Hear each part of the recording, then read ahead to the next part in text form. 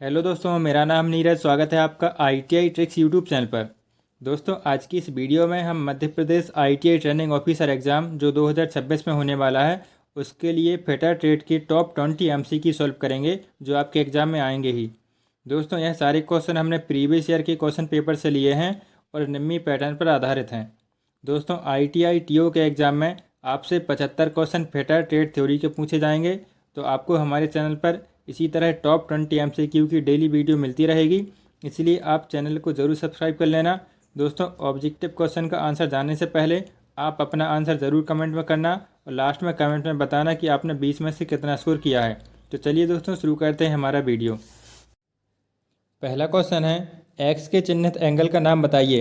यहाँ पर आपको दोस्तों ड्रिल बिट का एक चित्र दिखाया गया है, आपको बताना है कि ये कौन सा एंगल है। ऑप्शन ए में है रेक एंगल, ऑप्शन बी है चीजल एंगल, ऑप्शन सी है lip clearance angle, option D है पाइप एंगल। तो यहाँ पर आपको बताना है दोस्तों, ये आप सभी जानते होंगे, ड्रिल बिट का जो एंगल यहाँ पर दिख रहा है ये हमारा होता है लिप क्लियरेंस एंगल। तो इसका हमारा ऑप्शन सी राइट हो जाएगा। नेक्स्ट क्वेश्चन देखते हैं, एक्स के रूप में चिन्हित भाग का नाम बताइए। तो यहाँ पर आपको ये गैस वेल्डिंग करते समय जो ब्लो पाइप यूज़ होता है उसका यहाँ पर इमेज दिखाया गया है। तो आपको बताना है कि कौन सा यहाँ पर दिखाया गया है। तो ये ऑप्शन में हैंडल है, बी ऑप्शन में है मिक्सिंग चैम्बर और सी ऑप्शन में है एसिटिलीन कंट्रोल बल्ब और डी ऑप्शन में ऑक्सीजन कंट्रोल बल्ब। तो यहाँ पर आप देख सकते हैं दोस्तों, जो हमारा टॉर्च है ये, तो ऊपर साइड जो रहता है उसको हम क्या बोलते हैं, यहाँ पर जो दिखाया गया है इसको हम बोलते हैं ऑक्सीजन कंट्रोल बल्ब, और जो नीचे हमारा है दोस्तों उसको हम क्या बोलते हैं,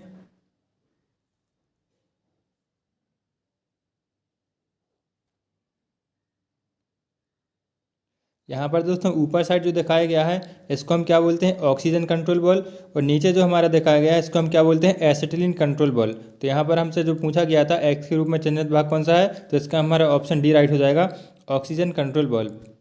नेक्स्ट क्वेश्चन देखते हैं, किस कैलिपर में एडजस्टेबल डिवाइडर पॉइंट होता है और दूसरा लेग मुड़ा हुआ होता है। काफ़ी इंपॉर्टेंट सवाल है दोस्तों, बार बार एग्जाम में आपसे पूछा जाता है। तो ये आपका कौन सा कैलिपर होता है, वह होता है दोस्तों जेनी कैलिपर। इसको हम हर्मोफ्रोडाइट कैलिपर के नाम से भी जानते हैं, या तो फिर इसको हम कभी कभी क्या बोलते हैं ऑड लेग कैलिपर भी बोलते हैं। तो इसका जो एक टांग रहती है उसकी वो मुड़ी हुई रहती है और एक टांग एक जो रहती है वह सीधी रहती है। तो इसका हमारा तीसरे का ऑप्शन ए राइट हो जाएगा।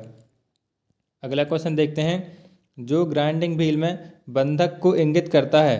तो ग्राइंडर व्हील का जब हम स्ट्रक्चर बताते हैं उसका जो स्पेसिफिकेशन रहता है उसमें जितने भी सिग्नेचर रहते हैं उसको जो आपको यहाँ पर बताना है कि बंधक के रूप में जो इंगित करता है तो वह क्या कहलाता है। तो दोस्तों यहाँ पर हमारे चौथे क्वेश्चन का ऑप्शन ए राइट हो जाएगा, ग्रेड होता है। तो बंधक है जो वो हम कैसे बताते हैं, ग्रेड में बताते हैं। तो इसका हमारा चौथे का ऑप्शन ए राइट हो जाएगा। पांचवा क्वेश्चन है, दर्शाए गए संयोजन में छिद्रों का पता कैसे लगाते हैं। तो यहाँ पर आपको बताना है कि कौन से प्रकार का छिद्र यहाँ पर किया गया था और किस तरीके से संयोजन मतलब इनका जॉइंट लगाया जा रहा है।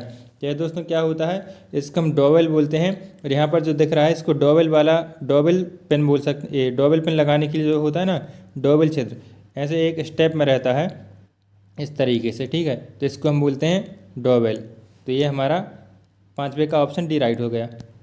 नेक्स्ट क्वेश्चन देखते हैं, इलेक्ट्रोड को पकड़ने के लिए और हेर फेर करने के लिए किस वेल्डिंग टूल का उपयोग किया जाता है। दोस्तों इसी तरीके से आपको शुद्ध हिंदी में क्वेश्चन आपके एग्जाम में पूछे जाते हैं। तो यहाँ पर आपको बताना है कि इलेक्ट्रोड को पकड़ने के लिए किसका उपयोग किया जाता है। तो सभी जानते हैं दोस्तों, काफ़ी ईजी क्वेश्चन है, इलेक्ट्रोड होल्डर का उपयोग किया जाता है। तो छठवें क्वेश्चन का हमारा ऑप्शन बी राइट हो जाएगा। नेक्स्ट क्वेश्चन देखते हैं, एसिड टैंक लेड सीट से क्यों बनाए जाते हैं। तो लेड धातु से क्यों बनाए जाते हैं, एसिड वाले जो टैंक होते हैं वह आपको बताना है। तो ये किस लिए बनाए जाते हैं दोस्तों, संचारण से बचाने के लिए बनाए जाते हैं, मतलब उनमें जंग ना लगे, क्रोजन ना हो, कोई भी प्रॉब्लम ना आए, इसलिए उनको हम किससे बनाते हैं, संचारण से बचाने के लिए लेड की सीट से बनाते हैं। तो इसका हमारा सातवें का ऑप्शन डी राइट हो गया। आठवां क्वेश्चन है, कौन सा लेटर ड्रिल के सबसे बड़े विकास को निर्देशित करता है। तो यहाँ पर आपको ड्रिल के साइज से संबंधित पूछा गया है, यहाँ पर जो विकास लिखा है इससे आपको मतलब कन्फ्यूजन नहीं होना है, ठीक है। तो ए साइज का जो रहता है दोस्तों, और एक रहता है जेड साइड से, मतलब ए से लेकर ए बी सी डी ऐसे टोटल आपकी जो गिनती बढ़ती जाती है। तो जेड वाला जो रहता है दोस्तों सबसे बड़ा रहता है और ए वाला रहता है वो सबसे छोटा रहता है। तो हमारे आठवें क्वेश्चन का ऑप्शन भी राइट हो जाएगा, सबसे बड़ा कौन सा, जेड वाला रहता है। नौवां क्वेश्चन देखते हैं, यदि मशीन 20 घंटे चलने के लिए उपलब्ध है लेकिन 15 घंटे ही चलती है तो उसकी उपलब्धता प्रतिशत क्या है दोस्तों, ये आपके उसमें एग्ज़ाम में पूछा गया था सवाल पिछले बार के, तो वहीं से मैंने लिया है। तो आपसे पूछा गया था अगर कोई मशीन 20 घंटे चलती है, ठीक है, लेकिन वह 15 घंटे ही चल पाती है, तो उसकी जो प्रतिशत बताना है आपको यहाँ पर निकाल के, तो वह कितनी होगी दोस्तों, वह 75% उपलब्ध कहानी, और जो 25 रह गया वह उसकी क्षमता, मतलब वह उतने टाइम पर उपलब्ध नहीं है, ठीक है। तो इसका हमारे 9वें क्वेश्चन का ऑप्शन सी राइट हो गया। 10वां क्वेश्चन है एक्स के चिन्हित भाग का नाम क्या है। तो यहाँ पर आपको एक पिलर टाइप ड्रिल मशीन दिखाई दे रही है। तो यहाँ पर जो दिखाएगा इसको हम क्या बोलते हैं, सभी जानते हैं दोस्तों, ये बहुत इजी क्वेश्चन है। इसको हम बोलते हैं ड्रिल चक। तो यहाँ पर जो एक तीर दिखाया गया है ना, एक्स लिखा हुआ है, तो ये ड्रिल चक कहलाता है। तो इसका हमारा 10वीं का ऑप्शन ए राइट हो गया। नेक्स्ट क्वेश्चन देखते हैं, एक्स के रूप में चिन्हित भाग का नाम क्या है। दोस्तों चित्र वाले क्वेश्चन आपके एग्जाम में बहुत बार पूछे जाते हैं, इसलिए ज़्यादातर क्वेश्चन ही आपके आंसर की से लिए गए हैं। तो ये चित्र वाले क्वेश्चन आपके एग्जाम में आते ही है, तो आपको इनको अच्छे से देखना है। तो एक्स के रूप में जो चिन्हित भाग है उसको हम क्या बोलते हैं दोस्तों, ये हमारा क्राउन व्हील है। तो इसका हमारा 11वीं का ऑप्शन ए राइट हो गया। नेक्स्ट क्वेश्चन देखते हैं, सोने के आभूषण को तराशने के लिए किस स्पिल्टर का उपयोग किया जाता है। तो जब भी हम सोने के आभूषण को बनाते हैं, उनको जॉइंट लगाना रहता है, तो उसके लिए हम किसका उपयोग करते हैं दोस्तों, सिल्वर सोल्डर का उपयोग करते हैं, ठीक है। यहाँ पर आपको कंफ्यूज नहीं होना कि ये सिल्वर लिखा है तो चांदी के लिए होगा, लेकिन दोस्तों सोने के आभूषण के लिए भी सिल्वर सोल्डर का उपयोग किया जाता है। तो 12वें क्वेश्चन का हमारा ऑप्शन ए राइट हो गया।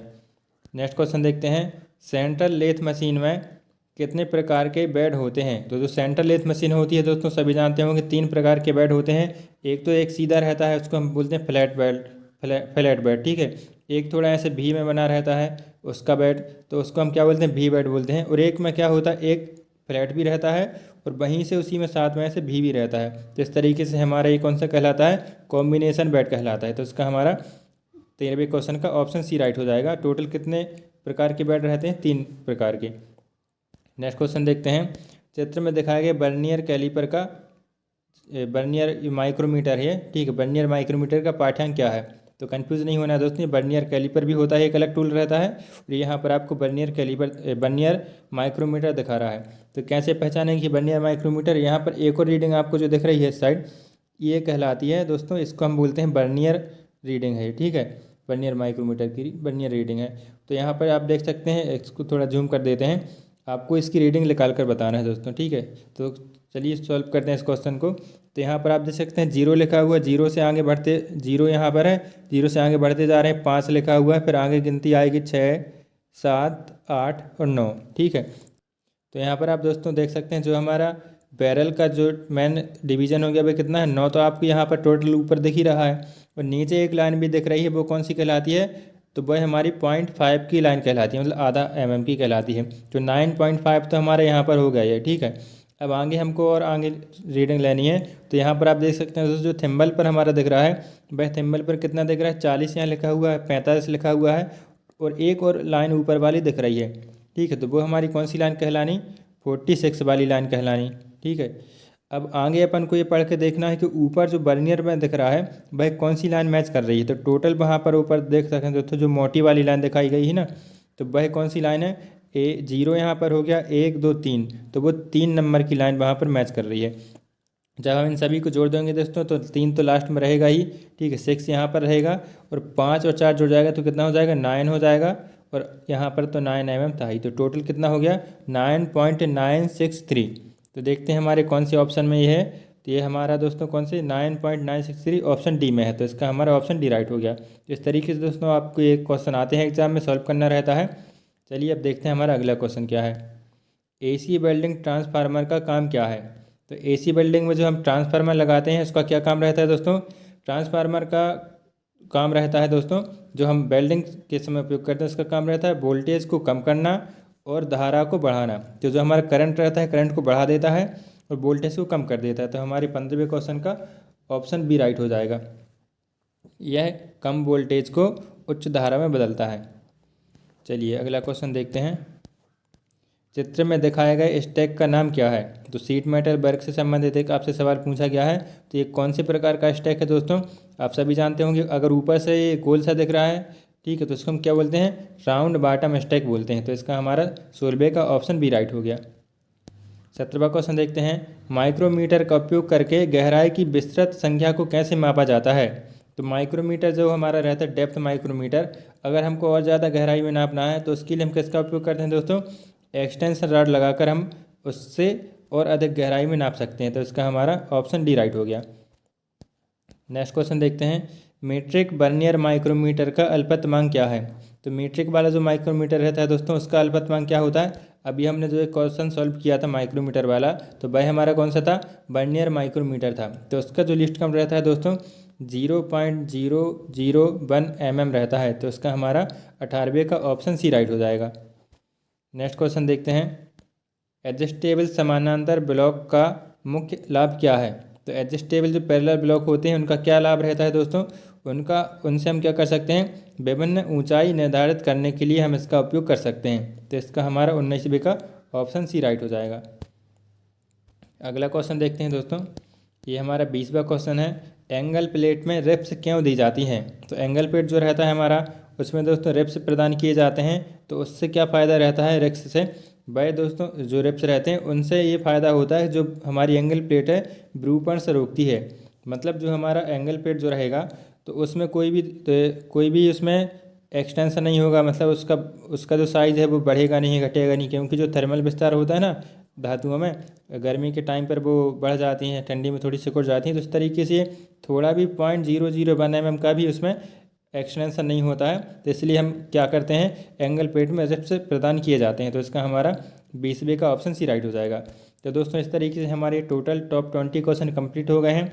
यहाँ पर आप इसका आंसर की भी देख सकते हैं, और अगर आपको इसका PDF चाहिए है तो आप हमारे डिस्क्रिप्शन में दी गई लिंक से इसका PDF डाउनलोड कर सकते हैं, या तो फिर आप हमारे व्हाट्सएप ग्रुप में ऐड हो जाइए दोस्तों, तो हम आपको व्हाट्सएप ग्रुप में इसका PDF सेंड कर देंगे। और भी इंपॉर्टेंट क्वेश्चन देखने के लिए आप हमारे चैनल को ज़रूर सब्सक्राइब कर लेना। तो चलिए दोस्तों, मिलते हैं अगली वीडियो पर, तब तक के लिए आपका बहुत बहुत धन्यवाद।